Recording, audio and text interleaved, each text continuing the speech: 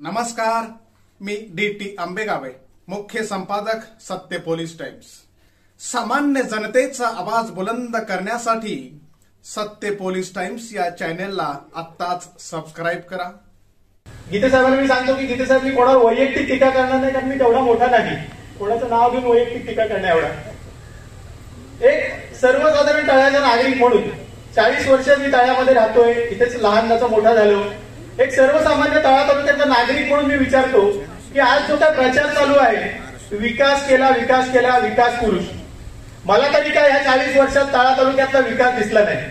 आपण आता एक बाजारपेठेत फेरी मारून आलं तर जो काय म्हणजे माणगाव सारख्या ठिकाणी, रोहा सारख्या ठिकाणी किंवा महाड सारख्या ठिकाणी जे रात्री 10 नंतर जी शुकशुकाट असतो बाजारपेठेत, तो आता ह्या तळा बाजारपेठेत आहे।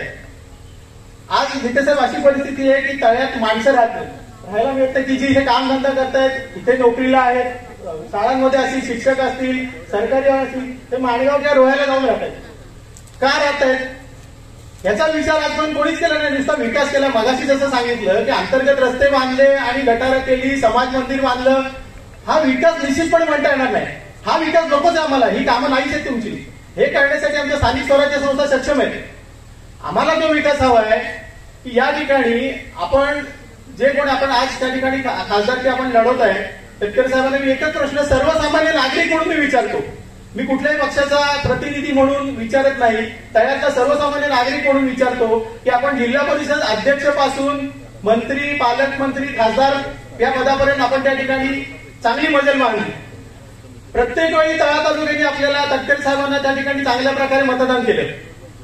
तळा तालुक्यात आपण बघितलं ना, आता तळा तालुक्याची ग्रामपंचायत आहे, तळा तालुक्याची बाजारपेठ ही तालुक्याची नगरपंचायत किंवा बाजारपेठ आहे।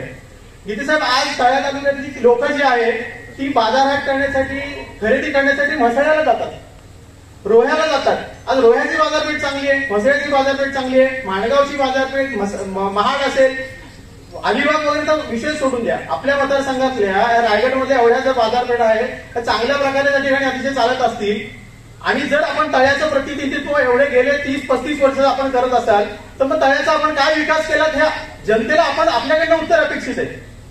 नुसतं समाज मंदिरे बांधली, अंतर्गत रस्ते केले म्हणजे विकास केला असं मी निश्चितपणे म्हणणार नाही। हे कुठेतरी आपण पण त्या ठिकाणी विचारात घेतलं पाहिजे।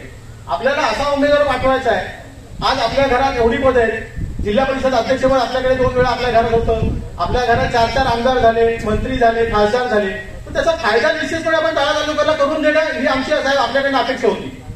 पण ती अपेक्षा मला तरी वाटत नाही की तळा तालुक्यातला कुठलाही नागरिक असेल, आमच्या इंडिया आघाडीचाच नाही, मी आवाज देतो की समोरचे जे काय युपीए त्यांची जी महायुती आहे त्यांच्या तळा तालुक्यातल्या कोणी येऊन सांगावं की इथे बाबा अमुक अमुक विकास झाला। एवढ्या वर्षात श्रीवर्धन मतदारसंघ असेल, जो पूर्वीचा रोहा माणगाव मतदारसंघ होता, माणगाव मतदारसंघाचा श्रीवर्धन मतदारसंघ निर्विवादपणे आपण त्या ठिकाणी आमदार, मंत्री म्हणून काम करता निवडून जात आहे। एकही त्या ठिकाणी असं कुठलंही काम नाही की ह्या आपल्या तळा तालुक्यातले जे काय गावोगाव आपण खेडी बघितल्या, आपण प्रचाराच्या बघत असाल, खेडीमध्ये अक्षरशः ओझ पडलेली आहे। अक्षरशः त्या ठिकाणी म्हातारी माणसं गावात राहत आहेत, 80% घरं बंद आहेत आणि सगळे आपण बघितलं तर हे नालासोपारा, वसई, विरार या ठिकाणी स्थलांतरित झालेली आहे। ही वेळ त्यांच्याकडे काय आली, साहेब आजच्या ठिकाणी भाडं भरून त्या ठिकाणी ते आता राहत आहेत आणि जे काही काम धंदा मिळतो करतायत। ही वेळ त्यांच्यावर का आली तर इथे त्यांना आपण कुठलाही त्या इथे राहण्याच्या दृष्टीने त्यांना त्या ठिकाणी आपण उद्योगधंदा, व्यवसाय म्हणा, कंपनी म्हणा आपण काही उपलब्ध करून दिले नाही, आणि म्हणून इथं लोकांना स्थलांतरित करणं। त्याचं स्वतःचं घर असताना कोण सोडून त्या 10 बायलाच्या खोलीत जाऊन तिथे नाला चोपाऱ्याला आणि वसईला राहील, कोणीच राहणार नाही। आणि हा विकास आहे ना, हा विकास जनतेला अपेक्षित आहे। असं मला तरी वाटतं की जनतेला हा विकास अपेक्षित आहे की आम्ही आपल्याला एवढी सगळी पदं दिली, एवढं मोठं आपल्या तळा तालुक्याने केलं। प्रत्येक आज तुमच्याकडे खासदार तुमचा, आमदार तुमचा, आज तळ्याची नगरपंचायत राष्ट्रवादीची आहे, आज तळ्याचे जिल्हा परिषद सदस्य, मी बोलत असेल खोटं आहे तर खोटं म्हणून सांगा, नगरपंचायत राष्ट्रवादीचे आहे, जिल्हा परिषद सदस्य राष्ट्रवादीचे आहेत, पंचायत समितीचे सदस्य राष्ट्रवादीचे आहेत, ग्रामपंचायत बहुसंख्य ग्रामपंचायत राष्ट्रवादीचे आहेत।